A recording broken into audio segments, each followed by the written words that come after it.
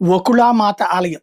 నాకు బాగా గుర్తు, నేను తిరుపతిలో పనిచేసే టైంలోనే ఆ ఆలయం అప్పటికి చుట్టూతా దాని మెట్లు అయన్నీ గూడా కొట్టి పడేసేసి దాన్నేమంటారు, మన ఇది చేసేశారు.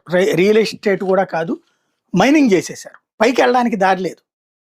ఆ టైంలో ఒక రకంగా ఆ తవ్విన కొండల అంచుల్లో నుంచి నడుచుకుంటూ పైకెక్కాం. నేను, మా కెమెరామెన్. అప్పుడే భానుప్రకాష్, ఇప్పుడు టీటీడీ బోర్డ్ మెంబర్ ఉన్నారు కదా! తనతో పాటుగా ఒక 5, 6 వాళ్ళ పార్టీ కార్యకర్తలు గూడా ఎక్కారనమాట. అందరం కలిసి పైకెక్కాం.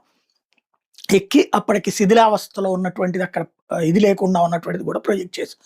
అప్పట్లో ఒకప్పుడు రాయలేలిన కాలంలో గాని, అంతకుముందు ఉన్నటువంటి కాలంలో ఇక్కడ వకుళామాత దేవాలయంలో ఆమెకి నివేదనం చేశాక, అక్కడ గంట కొట్టాక కొండపైన స్వామివారికి సమర్పించేవాళ్ళన్నటువంటిది ఇదన్నీ ఉన్నాయన్నమాట. అవన్నీ అప్పట్లో మాట్లాడుకోవచ్చు.